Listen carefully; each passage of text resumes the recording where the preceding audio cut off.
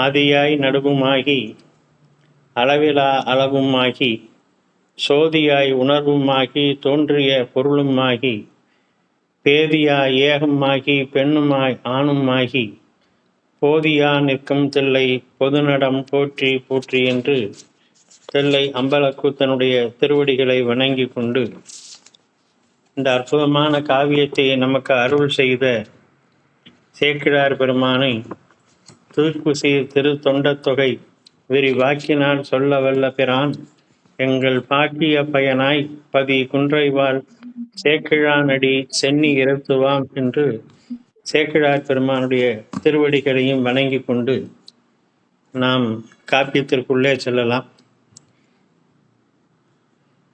பெரிய புராணம் அல்லது திரு தொண்டர் புராணம் என்னும் இந்த நூல் நம்ம ஏற்கனவே பல முறை பார்த்திருக்கிறோம்.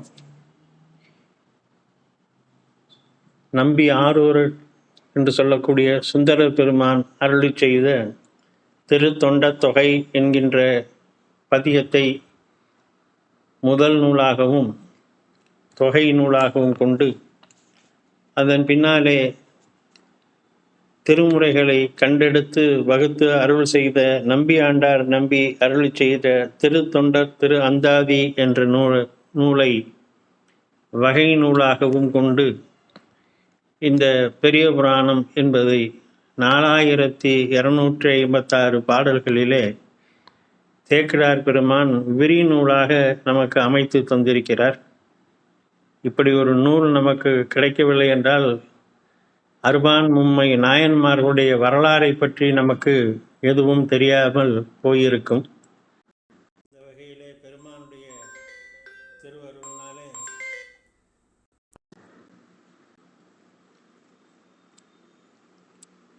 நமக்கு இந்த நூல் கிடைத்திருக்கிறது. இந்த நூலை முதல் நூலாயின திருத்தொண்ட தொகை அடிப்படையிலே சேக்கிழார் பெருமான் அமைத்து கொண்டிருக்கிறார். இதை நம்ம ஏற்கனவே இந்த செய்திகள் எல்லாம் பார்த்திருக்கிறோம். திருத்தொண்ட தொகையிலே 11 பாடல்கள் இருக்கின்றன. அது அமைப்பிலேயே 11 சருக்கங்கள் என்று சொல்லக்கூடிய வகையிலே திருத்தொண்டர் புராணமாகிய பெரிய புராணத்தை அமைத்திருக்கிறார். இந்த ஒவ்வொரு பாடல்களையும் முதல் அடியை ஒவ்வொரு சருக்கம் என்று பெரியோர்கள் தலைப்பிட்டிருக்கிறார்கள். முதலாவது பாடலுடைய முதலடி தில்லைவாழ் அந்தனர்தம் அடியார்க்கும் அடியேன் என்பதை அடிப்படையாக கொண்டு தில்லைவாழ் அந்தனர் சருக்கம் என்றும், இரண்டாவதாக இலைமலிந்த வேல் நம்பி சருக்கம் என்றும், மூன்றாவதாக மும்மையால் உலகாண்ட சருக்கம் என்றும், இப்படி ஒவ்வொரு சாப்டர், சருக்கம் என்று சொன்னால் சாப்டர், ஒவ்வொரு சாப்டர், அந்த ஒரு சாப்டரில் 6 அடியார்கள் அல்லது 7 அடியார்களுடைய வரலாறை சொல்லி கொண்டு வருகிறார். அந்த வகையிலே இந்த 4வதாக திருநின்ற செம்மையே செம்மையா கொண்ட திருநாவுக்கரையந்தன் அடியார்க்கும் அடியேன் என்று 4வது பாடல் தொடங்குகிறது. அதை அடிப்படையாக கொண்டு திருநின்ற சருக்கம் என்று இந்த 4வது சருக்கத்திற்கு பெயரிட்டிருக்கிறார்கள். இதில் இந்த திருநின்ற சருக்கம் என்று இந்த சருக்கத்திலே 7 அடியார்களை பற்றி சேக்கிழார் பெருமான் குறிப்பிடுகிறார். திருநாவுக்கரசர், குலச்சிறையார், பெருமிழலை குறும்பர், பேயார், பேயார் என்பது காரைக்கால் அம்மையார், அப்பூதியடிகள், நீலநக்கர், நமிநந்தியார் என்ற 7 பேர்களுடைய வரலாறை இந்த திருநின்ற செம்மை சருக்கத்திலே சேக்கிழார் பெருமான் நமக்கு அருளி செய்திருக்கிறார். அந்த வகையில் இதனுடைய முதலாவது தொடக்கமான திருநாவுக்கரசர் என்பவருடைய வரலாற்றை நாம் பார்க்க இருக்கிறோம். ஏற்கனவே நம்ம இந்த 3 சருக்கத்தில் இருக்கக்கூடிய அடியார்கள் வரலாறுகளை எல்லாம் நாம் விரிவாக பார்த்திருக்கிறோம். அவையெல்லாம் நம்முடைய சிவத்தொண்டர் சபை யூடியூப்பில் நம்ம ஏற்றிருக்கோம். இதுவரையும் கேட்காதவர்கள் நமது சபை யூடியூப்பை சப்ஸ்கிரைப் செய்து கொண்டு அதில் நீங்கள் கேட்டு பயன்பெறலாம். இன்றைக்கு திருநின்ற செம்மையே செம்மையா கொண்ட திருநாவுக்கரையந்தன் அடியார்க்கும் அடியேன் என்ற வகையிலே திருநாவுக்கரசு நாயனாருடைய வரலாற்றை நாம் இன்றைக்கு தொடர்ந்து பார்க்கலாம். முதல் நூலாகிய திருத்தொண்ட தொகையில் திருநாவுக்கரையன் என்ற பெயரை நம்பி ஆரூரர் சொல்லுகிறார். அதற்கு முன்னதாக திரு நின்ற செம்மை என்ற ஒரு பதத்தை அவர் போடுகிறார். இந்த நாவுக்கரசரை பற்றி நமக்கு எல்லாருக்கும் ஓரளவுக்கு தெரியும். அவருடைய வரலாறு, அவர் அருளி செய்தது எல்லாம் நன்றாக தெரியும். இவர் பிறந்த ஊர் திரு ஆமூர் என்பது. இது திருமுனைப்பாடி என்று சொல்லக்கூடிய நடுநாட்டுக்கு ஒரு பகுதியாக இருக்கக்கூடிய திருமுனைப்பாடி நாட்டிலே இந்த திரு ஆமூர் என்ற தலம் இருக்கிறது. அங்கே வேளாளர் குலத்திலே பிறந்தவர். இவருடைய குரு பூஜை சித்திரை மாதம் சதய நட்சத்திரத்திலே நடத்தப்படுகிறது. இவர் சோழ நாட்டின் திருப்புகழூர் என்ற தலத்திலே ஐக்கியமானார், இறைவனோடு ஐக்கியமடைந்தார். இவருடைய காலம் என்பது கிபி 575 முதல் 655 வரை. இவர் 81 ஆண்டுகள் இந்த பூவுலகிலே வாழ்ந்தார். நாயன்மார்களிலே மிக அதிகமான வயதானவரும் மிக அதிகமாக படித்தவரும் நிரம்ப படித்தவரும் நாவுக்கரசர் பெருமான். சம்பந்தருடன் இவர் சேர்ந்து வாழ்ந்தார். இவர் 570 பிறந்து விட்டார். பின்னாடி 639 ஞானசம்பந்த பெருமான் பிறந்து 655 ஞானசம்பந்த பெருமான் பரிபூர்ணமடைகிறார். 16 ஆண்டுகள் தான் ஞானசம்பந்தர் வாழ்ந்தார். அப்பரடிகள் ஞானசம்பந்தரோடு தொடர்ந்து அவரோடு வசித்து வந்தார். பல தலங்களுக்கும் இருவருமாக இணைந்து சென்று பதியங்கள் பாடியிருக்கிறார்கள். அந்த வகையில் ஞானசம்பந்தரும் அப்பரும் சமகாலத்தவர்களாக இருந்திருக்கிறார்கள். அது ஒரு பெரிய சிறப்பு. அவருடைய வரலாற்றிலே நாம் ஆங்காங்கே பின்னாடி நம்ம அதை பார்க்கலாம். பெருமானுடன் ஞானசம்பந்தரும் அவரும் கொண்டிருந்த நட்பும் அன்பும். உண்மையை நம்ம எல்லாம் அப்பர் என்று நம்ம இப்போ சொல்கிறோம். திருநாவுக்கரசரை நாம் அப்பர் என்று சொல்லுகிறோம். இந்த அப்பர் என்ற பெயரை அவருக்கு கொடுத்ததே ஞானசம்பந்தர் தான். அப்பர் எங்குற்றார் என்று திருப்பந்துருத்தியில் அவர் கேட்ட அந்த செய்தி தான் அவருக்கு அப்பர் என்ற பெயரை பின்னாடி விளங்கியது. அந்த வகையிலே ஞானசம்பந்தருடன் இருந்தவர். இவருடைய அந்த வேளாளர் மரபிலே பிறந்தவர். குறுக்கையர் குடி என்று சொல்லக்கூடிய அந்த குலத்திலே தோன்றிய வருவர். இவரை பற்றி 429 பாடல்களிலே சேக்கிழார் பெருமான் பாடுகிறார். மிக அற்புதமான பாடல்கள், அற்புதமான வரலாறு.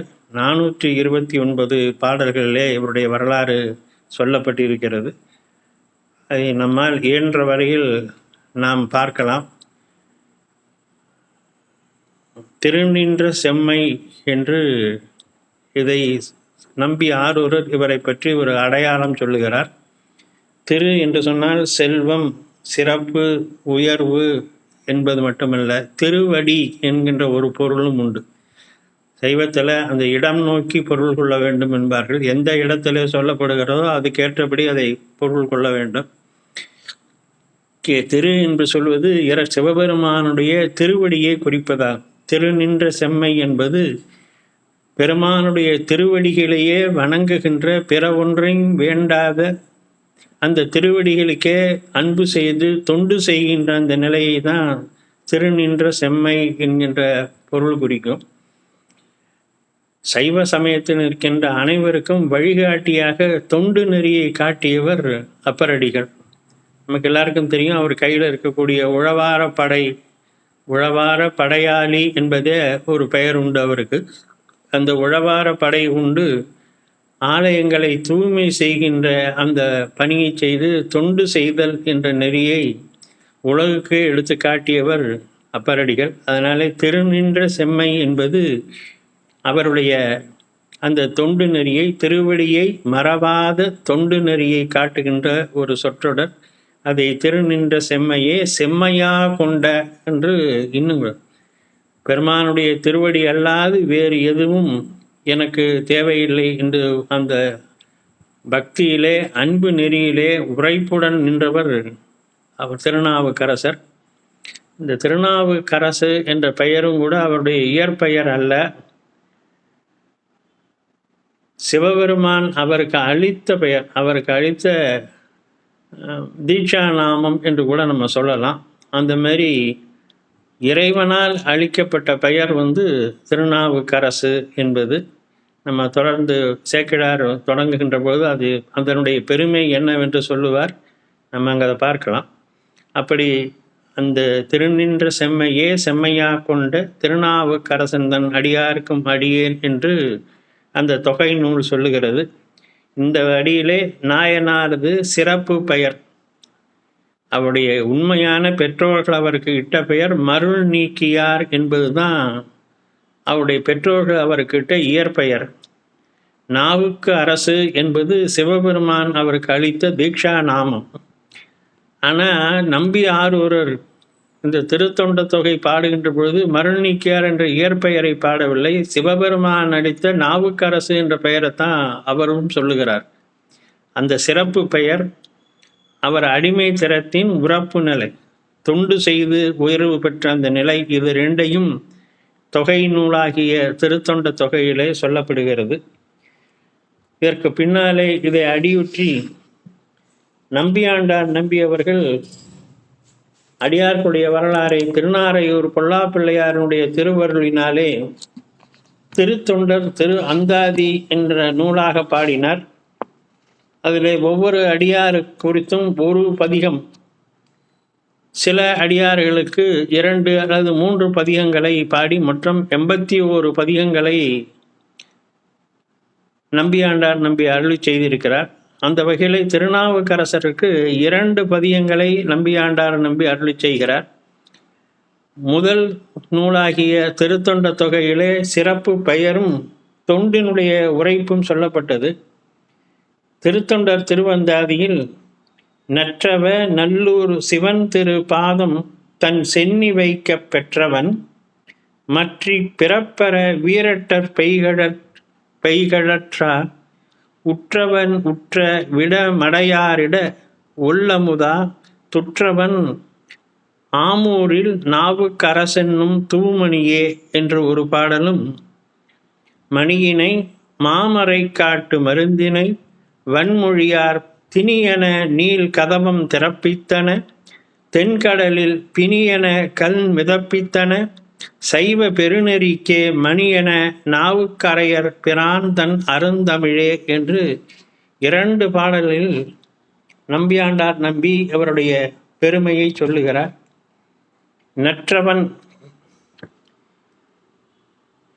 நற்றவன் சொன்னால் நல்ல தவத்தினை செய்தவன் என்பது பொருள். நல்ல தவம் என்பது எதை குறிக்கிறது என்று சொன்னால், இவருடைய முற்பிறவியை இங்கு மறைமுகமாக சொல்லுகிறார். மருள் நீக்கியார் என்ற இயற்பெயரோடும் நாவுக்கரசு என்ற பட்டப்பெயருடன் சிறப்பு பெயருடன் பிறந்தவர். இவருடைய முன்னை பிறவி யாது என்கின்ற பொழுது வாகீசர் என்ற முனிவராக அவர் இருந்தார். கைலை மலையின் அடிவாரத்திலே வாகீசர் என்ற முனிவராக தவம் செய்து கொண்டிருந்தவர் என்பதும், கைலை மலையை ராவணன் பெயர்த்து பெருமான் தன்னுடைய திருவிரலால் ஊன்ற கைகள் அழுந்தி அழுத பொழுது அவனுக்கு இறைவன் பேரிலே சாமகானம் பாடி ஓய்வு பெறுக என்று அறிவுறுத்தி அவனுக்கு உதவி செய்ததனாலே பெருமானுடைய அந்த மரக்கருணைக்கு ஆளாகி இப்பொழுது திருநாவுக்கரசராக வந்து தோன்றியுள்ளார் என்பதும் வரலாறு. அந்த வகையிலே அவருடைய முன்னை பிறப்பு என்பது வாகீசர் என்ற முனிவர், அது தவம் செய்கின்ற முனிவர். அதை இங்கே நற்றவம் என்று ஒரு சொல்லினாலே நம்பியாண்டார் நம்பி குறிப்பிடுகிறார். நற்றவர் நல்லூரில் சிவன் திரு பாதம் தன் சென்னி வைக்க பெற்றவன். இது நாவுக்கரசருடைய வாழ்க்கையிலே நடைபெற்ற ஒரு நிகழ்ச்சி. இதை நம்ம பின்னாடி அவருடைய புராண வரலாறை பார்க்கின்ற பொழுது நாம் அதை விரிவாக பார்க்கலாம். நல்லூர் திருநல்லூர் என்று சொல்லக்கூடிய அந்த இடத்திலே சிவபெருமானுடைய திருவடிகளை தன் தலை மேலே சூட்ட பெற்றவர் நாவுக்கரசர். அதை அவர் வேண்டி பெற்றார். பட்டீஸ்வரத்திலே திருச்செத்தி முற்றத்திலே தன்னுடைய தலையிலே தன்னுடைய திருவடியை வைக்க வேண்டும் என்று வேண்டினார். பெருமான் நல்லூருக்கு வா என்று அருள் செய்து நல்லூரிலே அவருடைய திருமுடி மேல் தன்னுடைய திருவடிகளை வைத்து அருள் செய்தான். அப்படி திருப்பாதம் சென்னி வைக்க பெற்றவன் மற்றி பிறப்பற வீரட்டர் பெய்கழற்கு உற்றவன். அதிகை வீரட்டானத்திலே உள்ள பெருமானிடத்திலே அவர் அருள் பெற்றவன். நம்ம இந்த வரலாறு பார்க்க போகிறோம் பின்னாடி. திருவதிகை வீரட்டானத்தில் தான் அவர் முதலாக சமண சமயத்திலிருந்து சைவ மதத்திற்கு மாறி சிவபெருமானை முதல் பதிகம் பாடி அவர் அருள் பெறுகிறார். உற்ற விளமடையாரிட உள்ளமுதா துற்றவன். இந்த விளமடையார் இட உற்ற விடம் அடையார்னு சொன்னாக்க பகைவர்கள் எதிரிகள்னு அர்த்தம். விடம் அடையார் விஷத்தை அடையார்கள் சொன்னால் எதிரிகள், அவரை எதிராக உள்ளவர்கள் விஷத்தினை கொடுத்தார்கள். உற்ற விடம் அடையாரிட எதிரிகள் விஷத்தை கொடுக்க அதை உள்ளமுதா உற்றவன் என்று சொன்னால் உண்டவன் அர்த்தர். இதுக்கு அகச்சான்றாக அவரே பாடுகிறார். சமண சமயத்திலிருந்து சைவ சமயத்திற்கு அவர் மாறிய பிறகு சமணர்கள் இவருக்கு பலவிதமான தொல்லைகளை கொடுத்தார்கள். தங்களுடைய சமயத்திலிருந்து அவர் விலகி சென்று விட்டதினாலே அவருக்கு தொல்லைகள் கொடுத்தார்கள். அவரை சுண்ணாம்பு நீற்றறையிலே அடைத்தார்கள். விஷம் கலந்த பால் சோறை கொடுத்தார்கள். யானையை கொண்டு அவரை தலையை இளறச் செய்தார்கள். பெரும் கல்லிலே அவரை சேர்த்து கட்டி, சங்கிலியால் சேர்த்து கட்டி கடலுக்குள்ளே தூக்கி போட்டார்கள். இப்படி பலவிதமான துன்பங்களை செய்தும் சிவபெருமானுடைய திருவடிகளை பாடி பரவி அந்த துன்பங்களிலிருந்து நீங்கி அவர் வெளிவந்தார். அதற்கு அகச்சான்றாக அவருடைய பதிகங்களிலெல்லாம் அங்கங்கே சொல்லுகிறார். அதை நம்ம பார்க்கலாம் பின்னாடி. இந்த வரலாறுகள் எல்லாம் நாம் பின்னாடி பார்க்க போகிறோம். அதை இங்கே இவர் சொல்கிறார். அடையார் அவருடைய எதிரிகள் கொடுத்த விடத்தை உள்ள அமுதாக வஞ்சனை பார்ச்சோராக்கி வழக்கில்லா அமனர் தந்த நஞ்சு அமுது ஆக்க வைத்தான் நனிப்பள்ளி அடிகளாரே என்று பின்னாடி நாவுக்கரசர் இதை கொஞ்சம் பாடுகிறார். திருநன்னிப்பள்ளி என்ற தளத்து பாடலிலே அதை குறிப்பிடுகிறார். தனக்கு விஷம் கலந்த உணவை கொடுத்தார்கள், ஆனால் அதை பெருமான் திருவருளால் அது அமுதமாக ஆகியது என்ற செய்தியை நாவுக்கரசரே பதிவு செய்கிறார். அதை இங்கே நம்பியாண்டார் நம்பி விடமடையாரிட ஒல்லமுதா துற்றவன் உண்டவர், உணவர், அதை அருந்தியவர். அவன் யார் என்று சொன்னால் ஆமூரில் நாவுக்கு அரசன்னும் தூமணியே. அவன் திருநாமூர் என்று சொல்லக்கூடிய ஊரிலே பிறந்த திருநாவுக்கரசன் என்னும் மாமணி, உயர்ந்த மணி போன்ற பெருமை உடையவன் என்கின்ற முதல் பாடலிலும் அவருடைய பாடல்களின் சிறப்பு, அவருடைய அருளி செய்தவைகளை இரண்டாவது பாடலிலே சொல்லுகின்ற பொழுது மணியினை மாமரை காட்டு மருந்தினை வன்மொழியார் திணியன நீள் கதவம் திறப்பித்தன தென்கடலில் பிணியன கண் மிதப்பித்தன சைவ பெருநெறிக்கே மணியன நாவுக்கரையர் பிராந்தன் அருந்தமிழே.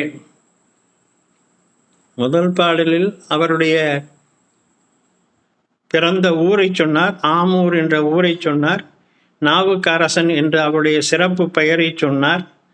அவருக்கு பெருமான் அருள் செய்த திறத்தை சொன்னார். திருவடிகளை பதிப்பித்தான், அவர் விஷம் கலந்த அந்த அன்னத்தை அமுதமாக மாற்றினார் என்றெல்லாம் சொன்னவர். இப்போ அவர் அருளி செய்த பாடல்களின் திறம் என்ன, அந்த தமிழ் சொல்லுகின்ற பொழுது ஞானசம்பந்த பெருமான் பாடிய பாடல்களை எல்லாம் கொஞ்சு தமிழ் என்றும், அப்பரடிகள் பாடியதை கெஞ்சு தமிழ் என்றும், சுந்தரர் பாடியதை விஞ்சு தமிழ் என்றும் பொதுவாக குறிப்பிடுவார்கள். அப்படி அந்த கெஞ்சு தமிழ் பாடல்கள், அவர் பாடிய அந்த பதிகங்கள் செய்த அருளி செயல்கள், அற்புதங்கள் என்னென்ன என்பதை இரண்டாவது பாடலிலே நம்பியாண்டார் நம்பி குறிப்பிடுகிறார். மணியினை மாமரைக்காட்டு மருந்தினை வன்மொழியார் திணியன நீள் கதவம் திறப்பித்தன.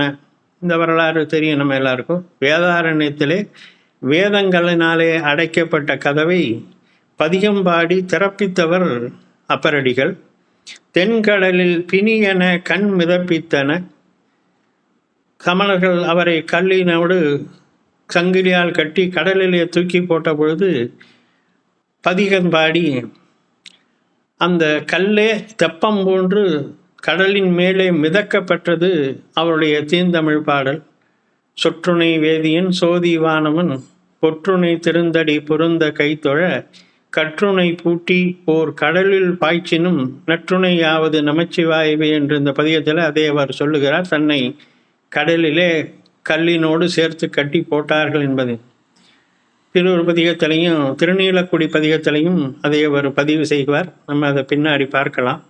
அப்படி நீள் கண்கடலில் பிணியென கண் மிதப்பித்தன சைவ பெருநெறிக்கே மணி என நாவுக்கரையர் பிரான் தன் அருந்தமிழ். இந்த நாவுக்கரசருடைய தமிழ் என்பது சைவ நெறிக்கே ஒரு மணியாக விளங்கக்கூடியது.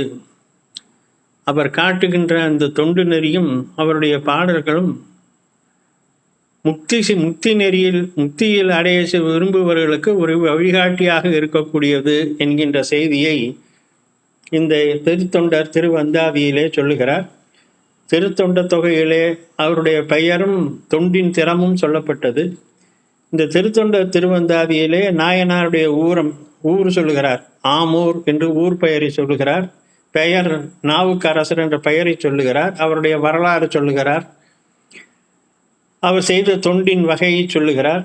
அருள் கவித்திறம், அவருடைய பாடல்கள், அவருடைய பதியங்களுடைய சிறப்பு என்ன என்பதை சொல்லுகிறார். இப்படி இந்த 2 பேருடைய கவிதைகளை அடிப்படையை இதை அடியுற்றி சேக்கிழார் பெருமான் தன்னுடைய திருத்தொண்டர் புராணத்திலே அவருடைய வரலாற்றை மிக விரிவாக சொல்லுகிறார். 429 பாடல்களிலே நாவுக்கரசருடைய அந்த வரலாறு சொல்லப்படுகிறது. இந்த வரலாற்றை தொடங்குகின்ற பொழுதே சேக்கிழார் முதல் பாடலிலேயே அவருடைய சிறப்பு பெயரை சொல்லித்தான் அவரை நமக்கு அறிமுகம் செய்கிறார். இது நாவுக்கரசருடைய சேக்கிழாருடைய அந்த காப்பிய முறைமையில் மாறுபட்டதாக இதை பெரும்பாலும் இலக்கியத்திலே சொல்கின்ற பொழுது கவி கூற்று என்று சொல்வார்கள். கவிஞன் ஒரு செய்தியை சொல்கிறது, அந்த காப்பியத்தில் வருகின்ற போது தன்னுடைய நிலையாக சொல்லுவதாக இது கவி கூற்று என்பார்கள். அப்படி ஒரு கவி கூற்றான ஒரு செய்தியாக முதல் பாடலிலே சொல்லுகிறார். திருநாவுக்கரசு வளர் திருத்தொண்டின் நெறிவாழ வரும் ஞான தவமுனிவர் வாகீசர் வாய்மை திகழ் பெருநாம சீர்பரவல் உருகின்றேன் பேருலகில் ஒரு நாவுக்கு உரை செய்ய ஒண்ணாமை உணராதேன் என்று அவருடைய வரலாறை நமக்கு தொடங்கி வைக்கிறார்.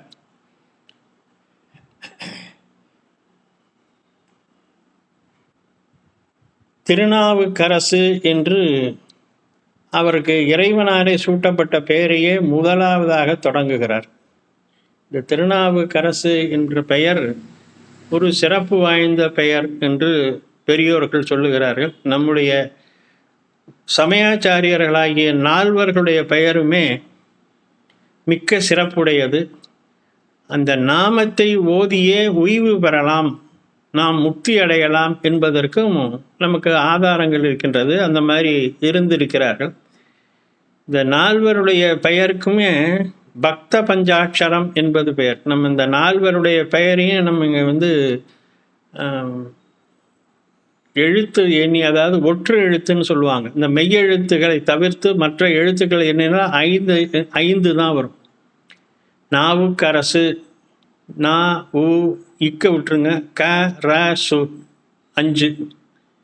எப்படி நமசிவாய என்பதும் சிவாய நம என்று 5 எழுத்து இருக்கிறதோ, அப்படி சமயாச்சாரியார்களுடைய 4 பெயரும் 5 எழுத்துல தான் வரும். அதனால நா உ க ர சு 5 எழுத்து. ஞான ச இம்மன்னா விட்டுருங்க, ப இந்தன்னா விட்டுருங்க, த ஞான சம்பந்த 5 எழுத்து. நம்பி ஆரூரர் அதையும் ந இம் விட்டுருங்க, பி ஆரூர 5 எழுத்து. அதே மாதிரி மணிவாசக, அதில் ஒற்று கிடையாது, அதனால் மணிவாசக. இப்படி இந்த 4 பெயருமே 5 எழுத்திலே இருக்கிறது. இதுக்கு பக்த பஞ்சாட்சரம் என்பதும் ஆச்சாரிய பஞ்சாட்சரம் என்பதும் பெயர். அதனால் நம்ம 5 எழுத்தை ஓதுவதை விட இந்த சமயாச்சாரியர்களுடைய திருநாமத்தையே, இந்த 5 எழுத்துக்களையே ஓதி நாம் உய்வு பெறலாம், முக்தியே அடையலாம் என்பதற்கும் 2 அடியார்கள் நமக்கு வரலாறு சொல்லுகிறது. நாவுக்கரசனுடைய பெயரை சொல்லியே அப்பூதி அடிகள் உயர்வு பெற்றார். பின்னாடி நம்ம பார்க்க போகிறோம், அவருடைய வரலாறு பார்க்க போகிறோம். நாவுக்கரசை தவிர வேற யாரும் அவருக்கு சிவபெருமான் பேரை கூட அவர் சொல்லலை.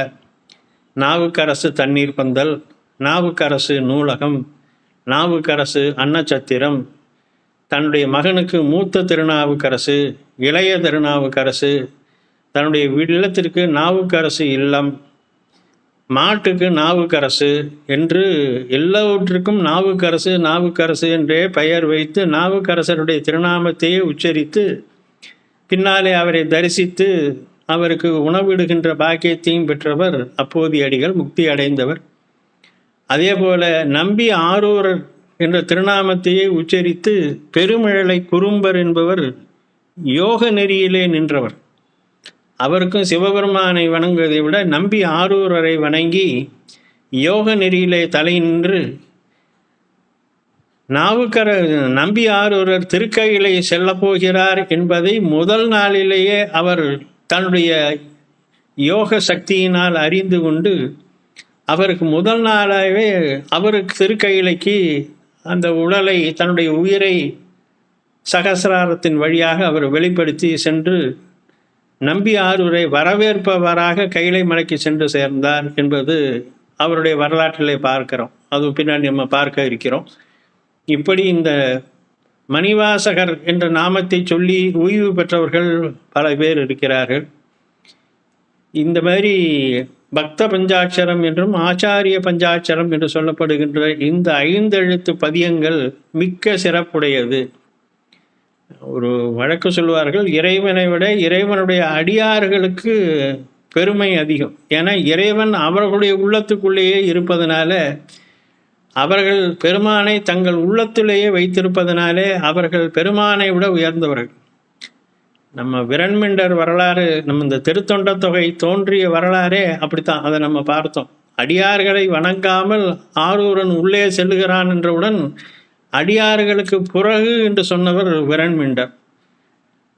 அவனை ஆட்கொண்ட சிவபெருமான், அந்த சிவபெருமானும் அடியார்களுக்கு பிறகு என்று சொல்லக்கூடிய வகையிலே அடியார்களுடைய உயர்வை நம்ம விரண்மிண்டருடைய வரலாற்றிலே பார்த்தோம். அந்த வகையில் திருநாவுக்கரசு என்ற அந்த நாமம், அந்த பெயர் என்பது மிக்க சிறப்புடைய ஒரு பெயர். அதை திருநாவுக்கரசு வளர் திருத்தொண்டின் நெறிவாழ என்று இங்கே தொடங்குகிறார். அந்த திருத்தொண்டு நெறி என்பது என்ன என்று சொன்னால், சரியை முதலாக உள்ள சிவநெறிக்கு திருத்தொண்டு நெறி என்று சொல்லப்படுகிறது. நம்முடைய சைவத்தில் ஒரு சிறப்பு என்னென்னா, தவம் என்பது இல்லை. தவம் என்பது இந்த காட்டிலே சென்று அன்ன ஆகாரம் இல்லாமல் சடை வளர்த்து முடி வளர்த்து நீரில் நின்றும் நெருப்பினில் நின்றும் தவம் செய்வது அல்ல. நம்ம சைவ நெறியில் தவம் என்பது சரியை, கிரியை, யோகம், ஞானம் என்று சொல்லக்கூடிய 4 நிலைகளே நின்று படிப்படியாக நின்று பெருமானை ஞானத்தால் அடைவது தான் தவம் என்பது சைவத்திலே சொல்லப்படுகிறது. இந்4 நெறிகளையும் ஆதாரமாக முதலில் நிற்பது சரியை நெறி. இந்த சரியை நெறியிலேயே இவர் நின்றார். அதாவது உழவார பணி செய்வதனை மேற்கொண்டு அதனையே வழிகாட்டியாக செய்தார். இந்த பெருமான் இந்த சரியை, கிரியை, யோகம், ஞானம் என்ற 4 நெறிகளையும் 4 வழிகளையும் அது ஒவ்வொன்றையும் மறுபடியும் 4 பிரிப்பாங்க. இப்படி பார்த்தா 14. சரியையில் சரியை, சரியையில் கிரியை, சரியையில் யோகம், சரியையில் ஞானம் என்று அந்த மாதிரி ஒவ்வொன்றையும் வரும்போது அப்பரடிகள் காட்டிய நெறி என்பது ஞானத்தில் சரியை என்ற ஒரு உயர்ந்த நிலையிலே அவர் காட்டினார். அதனால் திருத்தொண்டின் நெறி வாழும்படி திருநாவுக்கரசர் அவதரித்து அதை காட்டினார். அதனால் திருத்தொண்டின் நெறி என்று சொல்லுகிறார். இதில் அடுத்த வரியில் சொல்லுகின்ற போது வருஞான தபமுனிவர் வாகீசர் வாய்மை திகழ் என்று எடுத்த எடுப்பிலேயே இவருடைய முற்பிறவியையும் இங்கே சேக்கிழார் லேசாக அடிக்கோடிட்டு காட்டுகிறார். நம்ம ஏற்கனவே சொல்லியிருக்கோம், வாகீசர் என்பது அவருடைய முற்பிறவியிலே அவருடைய பெயர். கைலாய மலையிலே தவம் செய்து கொண்டிருந்தவர். ராவணனுக்கு உதவி செய்ததினாலே அவர் திருநாவுக்கரசராக பூமியிலே பிறவி எடுத்தார் என்பதை பார்க்கிறோம். அதை இங்கே வருஞான தவமுனிவர் வாகீசர் வாய்மை திகழ் பெருநாமம் சீர்பரவல் உருகின்றேன் பேருலகில் ஒரு நாவுக்கு உரை செய்ய உண்ணாமை உணராதேன். உண்ணாமைங்கிறதுன்னு முடியாது, என்னால் முடியாது, செய்ய முடியாது என்பது போல பெருநாம சீர் பரவல். இந்த நாம சீர் என்பது உயர்ந்த நாமம். அதுதான் இப்போ சொன்னோம், அந்த நாமத்தை சொல்லியே முக்தி பெற்றவர்கள் உண்டு. அப்படிப்பட்ட உயர்ந்த நாமம் அப்போதையடிகள் மற்றவர்களுடைய வரலாறு நம்ம பார்த்தோம். அதுக்கு சேக்கிழார் பெருமானுடைய அற்புதமான காவியத்தை அவருடைய மாதிரி வேற யாராலும், இந்த நூலை வேற யாராலையும் பாட முடியாது. பின்னாடி வந்த மீனாட்சி சுந்தரம் பிள்ளை, மகாவித்வான் மீனாட்சி சுந்தரம் பிள்ளை பக்தி சுவை நனி சொட்ட பாடிய கவி வளவ என்று சேக்கிழாரை சொல்கிறார். நம்முடைய சுவைகள் 9 விதமான அந்த நிலைகளில், அதாவது வீரம், காதல், உவமை, உவப்பு, அந்த மாதிரி இதுகளில் 10வது சுவையாக பக்தி என்ற ஒரு சுவையை காட்டியது இந்த பெரிய புராணம் என்ற நூல் என்று சொல்லுவார்கள். அப்படிப்பட்ட உயர்ந்த ஒரு நூலை எழுதியவர் சேக்கிழார் பெருமானே. இந்த நாமம் சீர்பரவல் உருகின்றேன் ஒரு நாவுக்கு உண்ணாமை, இதை ஒரு நாக்கினால சொல்ல முடியுமா என்று தன்னை தாழ்த்தி கொள்கிறார். இப்பேற்பட்ட இந்த திருநாவுக்கரசு என்ற பெயரை உடைய அந்த அடியாருடைய வரலாறை, அவருடைய பெருமை என்னுடைய ஒரு நாக்கினால சொல்ல முடியுமா என்று சொல்லுகிறார். இந்த உண்ணாமை உணராதேன், இது எனக்கு தெரியல, ஏதோ நான் பாட்டுக்கு சொல்ல ஆரம்பிச்சிட்டேனே, என்னுடைய எப்படி சொல்லலாம், அதை என்னுடைய அறியாமையை நான் எப்படி சொல்கிறதுங்கிற அவருடைய பெருமையை சொல்லிட முடியுமா? திருநாவுக்கரசு என்ற அந்த அடியாருடைய பெருமையை என்னுடைய ஒரு நாக்கினால சொல்ல முடியுமா? இதை 2 விதமாக எடுத்துக்கலாம். ஒரு நாக்கு உன்னால் சொல்ல முடியாது, அவன் சொல்லிடலாம்ல, இவன் சொல்லிடலாம்னு சொன்னால் ஒரு நாவுக்கும் உரையாது, எந்த நாக்குனாலையும் சொல்ல முடியாது. இப்போ நம்ம சொல்லுகின்ற பொழுது பெரும்பாலும் 1000 நாக்குடைய ஆதிசேஷன் தான் அந்த பெருமையை சொல்லணும்னு சொல்லுவாங்க. அப்படி 1000 நாவுடைய ஆதிசேஷனாலையும் சொல்ல முடியுமான்னா முடியாது. அதை தான் இங்கே மறைமுகமாக சொல்கிற, ஒரு நாவுக்கு உரை செய்ய உண்ணாமை. அவருடைய பெருமையை என்னுடைய ஒரு நாக்கினாலையும் சொல்ல முடியாது, வேறு எந்த நாக்கினாலையும் அந்த பெருமையை சொல்ல முடியாது. அப்பேற்பட்ட அது பெருநாமம் சீர், அப்பேற்பட்ட உயர்வு பெற்ற நாமம் என்பதை இங்கே சொல்லுகிறார். இதில் நம்ம ஒரு நுட்பம் இதில் பார்க்கலாம். வாகீசர் என்ற அந்த முந்தை பிறவியில் உள்ள பெயர் தான் இந்த பிறவியில் பெருமான் அவருக்கு மீண்டும் சூட்டுகிறார். ஆனால் பேரை கொஞ்சம் மாத்துறார், அவ்வளோதான். வாகீசர் என்பது வாக்கு ஈசர் அப்படின்னு நம்ம சொல்லலாம். அதை வாக்கு ஈசன் என்பதை, வாக்கு என்று சொன்னால் நாவு, நாக்கினால தானே நம்ம வாக்கு எப்படி வெளிப்படுது, நாவினால வெளிப்படுகிறது. ஈசன் என்பது தலைவன். அதை இந்த பிறவியில் வருகின்ற பொழுது திரு நாவுக்கு அரசு. அப்போ வாகீசன் என்ற முன்னை பிறவியினுடைய பெயரே தான் இந்த பிறவியில் நாவுக்கு அரசு என்று அவர் சொல்லுகிறார். அது ஒரு நுட்பம். இதில் திருநாவுக்கரசு என்பதும் வாகீசர் என்பதும் ஒரு நுட்பமான ஒரு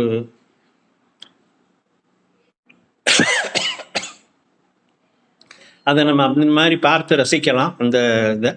அப்படிப்பட்ட அந்த உண்ணாமை உணராதேன், இது எப்படி சொல்லணும்னா, கம்பராமாயணம் எழுதுகின்ற பொழுது கம்பன் இதை ஒரு செய்தி சொல்லுவான். பார்க்கடலை ஒரு பூனை போய் நான் நக்கியே இந்த பார்க்கடல் முழுக்க குடிச்சிடுவேன் அப்படின்னு சொல்லுமா. அந்த மாதிரி இந்த கம்பனுடைய ராமனுடைய காசில் கொற்றத்து ராமன் சரிதையை என்று சொல்லுவான். அந்த மாதிரி இப்பேற்பட்ட ராமனுடைய சரித்திரத்தை, ராமனுடைய வரலாற்றை ஒரு பார்க்கடலையே ஒரு பூனை நக்கி நக்கியே நான் குடிச்சிருவேன் என்று நினைப்பது போல நான் நினைக்கிறேன், என்னால் ஆகக்கூடிய காரியமானு கம்பராமாயணத்தில் சொல்லுவான். அதைத்தான் இங்கே இவர் வேறு வகையில் நாவுக்கரசருடைய பெருமையையும் புகழையும் என்னுடைய ஒரு நாவினாலே சொல்ல முடியுமா என்று இதை சொல்கிறார். இதை கவிஞன் கூற்று என்று சொல்லுவார்கள். அப்படி சொல்லுகின்ற பொழுது அவர் அந்த வரலாறை சொல்ல தொடங்குகிறார். முதலாவதாக நாட்டு சிறப்பு, நாவுக்கரசர் தோன்றிய அந்த திருமுனைப்பாடி நாட்டினுடைய சிறப்பை பற்றி சொல்லுகிறார். தொன்மை முறை வருமண்ணின் துகள் அன்றி துகள் இல்லா நன்மையினால் ஒழுக்கத்து நலம் சிறந்த குடிமல்கி சென்னிமதி புனையவலர் மணிமாட செழும்பதிகள் மண்ணில் நிறைந்து உளது திருமுனைப்பாடி வளநாடு. என்ன சிறப்பு சொன்னால், தொன்மை முறை வரும் மண்ணின் துகள் அன்றி துகள் இல்லை. இதில் முதல்ல 2 துகள் சொல்லுகிறார். முதலில் இருக்கக்கூடிய துகளுக்கு புழுதின்னு அர்த்தம். நம்ம சொல்கிறோம்ல, ரோட்டில் மண் பிள்ளைங்களை சொல்லுவோம்ல, போய் விளையாடாத, மண்ணில் விளையாடாத, புழுதி படியும் அப்படின்னு சொல்கிறோம். அந்த புழுதி அந்த திருமுனைப்பாடி நாட்டில் அந்த மண் புழுதி இருக்குது. மற்றொரு துகள் அப்படிங்கிறதுக்கு குற்றம்னு அர்த்தம். ஆனால் அந்த நாட்டிலே எந்த விதமான குற்றமும் இல்லை. நாட்டில் குற்றம் இல்லைன்னா அங்கே வாழுகின்ற அந்த மக்கள் குற்றம் இல்லாதவர்கள், ஒழுக்கத்திலே நிறைந்து நிற்பவர்கள் அப்படிங்கிறது பொருள். தொன்மை முறை வரும் மண்ணின் துகள் அன்றி, புழுதி தான் இருக்கு, துகள் இல்லா, குற்றம் இல்லை. நன்மை நிலை ஒழுக்கத்து நலம் சிறந்த குடிமொழி. அப்படி ஒழுக்கத்திலே தலை நிற்கக்கூடிய சான்றோர்கள் வாழுகின்ற அந்த குடும்பங்கள், குடிகள் இருக்கக்கூடிய சென்னிமதி புனையவலர் மணிமாட செழும்பதிகள். அப்படி இறைவனுடைய ஆலயங்கள் எல்லாம் நிறைந்திருக்கக்கூடிய பல ஊர்கள், பதி என்று சொன்னால் ஊர்கள், செழும்பதிகள் மண்ணி நிறைந்து உள்ளது திருமுனைப்பாடி வளநாடு. அந்த திருமுனைப்பாடி நாடு அவ்வளவு சிறப்புடையது என்று இந்த திருநாட்டு சிறப்பை முதலிலே காட்டுகிறார். அடுத்தது அந்த திருமுனை நாடு பாடி நாட்டினுடைய நீர்வளம் எப்படி இருக்கிறது என்பது, பெண்ணை நதி அங்கே பாய்கின்றது. அந்த பாய்வதனாலே அந்த நாடு சிறப்பு பெற்றிருக்கிறது. புனப்பண்ணை மணியினோடும் புறவினரும் பொதுமலரின் கணப்பு எண்ணின் திரை சுமந்து கரைமருங்கு பெரும்பகட்டு ஏர் இனப்பண்ணை உழும்பண்ணை எரிந்துளவி எவ்வுலகும் வனப்பண்ணை வரும் பெண்ணை மா நதியாய் வளம் பெருக்கும். அந்த பெண்ணை நதியானது அங்கே பாய்ந்து வருகிறது. அப்படி வருகின்ற பொழுது அது புனப்பண்ணை, அதாவது குறிஞ்சி நிலத்திலே மலைகளிலே இருக்கக்கூடிய அந்த மணி முத்து இவைகளை எல்லாம் திரட்டி கொண்டு வருகிறது.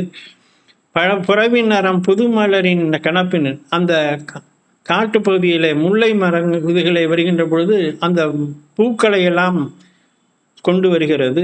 கரைமருங்கு பெரும் புகட்டியர் அப்படி பாய்ந்து அந்த ஆற்றின் பக்கத்தில் இருக்கக்கூடிய வயல்களிலே அந்த நீர் புகுந்து ஏரோட்டுகின்ற அந்த உழவர்களுடைய ஏரின் கீழே இனப்பண்ணை உழும் பண்ணை எரிந்தும் உழவி எவ்வுலகம்.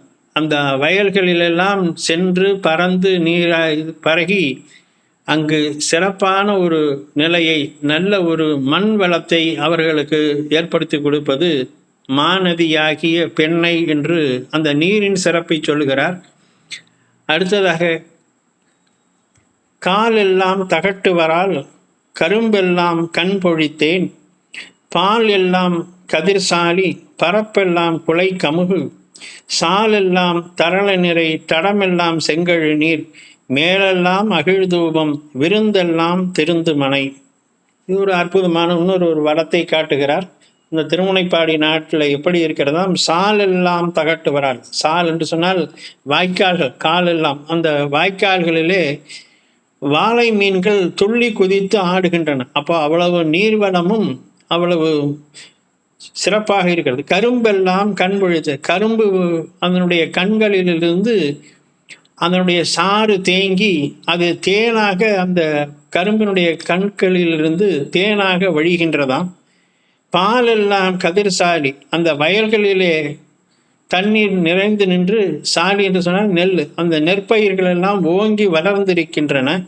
பரப்பெல்லாம் குமைக்கமுகு. அந்த வயல்களுடைய பரப்பு, வயல் ஓரங்களிலெல்லாம் கமுகு, பாக்கு மரங்கள் உயர்ந்து நிற்கின்றன.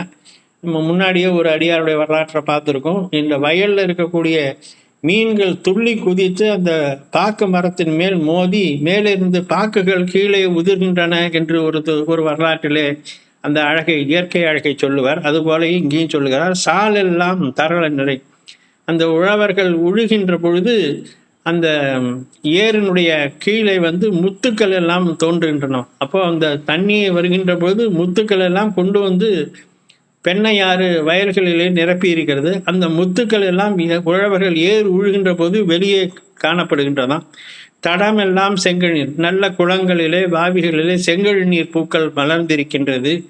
மேலெல்லாம் அகிழ் தூபம். விருந்தெல்லாம் அங்கே இருக்கக்கூடிய மாட மாளிகைகள் எல்லாம் நல்ல அகில் சந்தன புகைகளினாலே தூபமிடப்பட்டு அந்த வாசனைகள் அங்கு எங்கும் நிறைந்திருக்கிறது. விருந்து எல்லாம் திருந்துமனை. அடியார்கள் அந்த மனைகளிலே வருகின்ற விருந்தினர்களுக்கு விருந்தோம்பல் செய்கின்ற உயர்ந்த ஒரு மக்கள் வசிக்கின்ற இடமாக அந்த திருமுனைப்பாடி நாடு அமைகிறது என்ற செய்தியையும், அதற்கு பிறகு தொடர்ந்து ஒரு 7 பாடல்களே வேறு வேறு விதமான அந்த நாட்டினுடைய சிறப்பை சொல்லுகிறார். நமக்கு எல்லாத்தையும் சொல்வதற்கு நேரம் இல்லை. நம்ம அதனால அவைகளை ஒரு உதாரணத்துக்கு ஒரு பாடல் மட்டும் சொல்லி நம்ம இது பண்ணுறோம். மரம் தரு தீ நெறி மாற மணிகண்டர் வாய்மை நெறி அறம் தரு நாவுக்கரசும் ஆளாள சுந்தரரும் பிறந்தருள உளது ஆனால் நம்மளவோ பேர் உலகில் சிறந்த திருமுனைப்பாடி திறம்பாடும் சீர்பாடு. இந்த திருமுனைப்பாடி நாட்டை பற்றி நம்ம பாடுவதற்கு நமக்கு என்ன இருக்கிறது அப்படின்னு சொன்னால், அந்த நாடு அறம் தரு நாவுக்கரசும், திருநாவுக்கரசரும் ஆளாள சுந்தரரும். சுந்தரர் என்ற பெயரை இங்கே தான் பயன்படுத்துகிறார் சேக்கரார். மற்ற இடங்களிலும் நம்பி ஆரூரன் என்ற பெயரை தான் பயன்படுத்துவார். இங்கே அவருடைய பெயரை ஆளாள சுந்தரர் என்று குறிப்பிடுகிறார். இந்த ஆளாள சுந்தரங்கிற பெயருக்கான வரலாறு நமக்கு தெரியும்.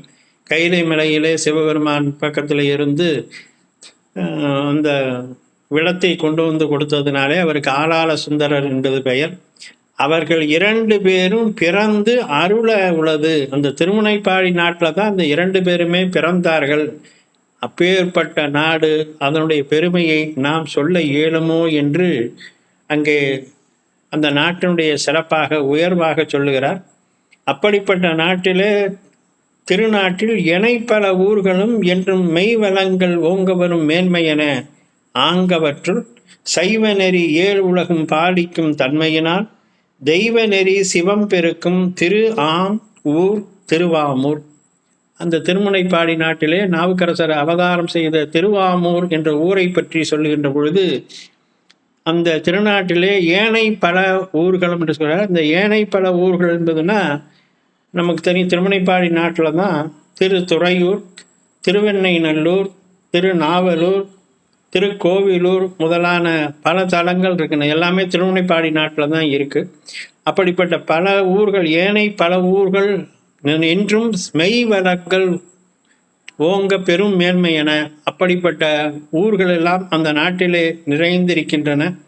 அது மட்டுமல்ல, திருநாவுக்கரசரும் சுந்தரரும் தோன்றுகின்ற இந்த அருளாளர்கள் தோன்றிய சிறப்புடையது அந்த நாடு. அப்படிப்பட்ட நாட்டிலே திரு ஆமூர் என்ற அந்த ஊரிலே பாலிக்கும் தன்மையினால், சைவ நெறி 7 உலகும் பாலிக்கும் தன்மையினால் தெய்வ நெறி சிவம் பெருக்கும். தெய்வ நெறி என்பது தெய்வத்தன்மை வாய்ந்த நெறி அல்லது தெய்வத்தால் ஆக்கப்பட்ட நெறி அல்லது தெய்வத்தை பயப்பிக்கும் நெறி. தெய்வத்தோடு இணைந்திருத்தல், இறைவனோடு இணைந்திருக்கக்கூடிய அந்த வழிவகைகளை காட்டுவது தெய்வ நெறி என்று சொல்லப்படும். அப்படிப்பட்ட தெய்வ நெறியினாலே சிவம் பெருக்கும், எல்லோரிடத்திலும் சிவத்தை பெருக்கக்கூடிய திரு ஆம் ஊர். திரு என்றால் செல்வம், இங்கே ஆம் என்பதை பெருக்கும் சொல்லலாம். செல்வத்தை பெருக்குகின்ற, நன்மையை பெருக்குகின்ற, முக்தியை பெருக்குகின்ற ஆம் ஊர், பெருக்கும் ஊர் திருவாமூர். அந்த திருவாமூர் என்ற ஊர் அந்த மாதிரி தெய்வ நெறியாகிய சிவநெறியை பிறப்பக்கூடிய ஊர் என்பதை ஊரின் சிறப்பாக சொல்லுகின்றார். அதை தொடர்ந்து அவருடைய நாவுக்கரசர் தோன்றிய அந்த குளம் வேளாளர் குளம், குறுக்கையர்குடி மற்றும் அவருடைய பிறப்பு இவைகளை சொல்கிறார். அவைகளை தொடர்ந்து நாம் அடுத்த வாரத்தில் தொடர்ந்து பார்க்கலாம் என்று சொல்லி இந்த அளவிலே இன்றைக்கு நாம் அதை நிறைவு செய்யலாம். என்றும் பெருகும் என்பும் இயல்பினால் ஒன்று காதலித்து உள்ளம் ஓங்கிட மன்றுளார் அடியார் அவர் வான்புகள் நின்றதெங்கும் நிலவி உலகலாம். திருச்சிற்றம்பலம்.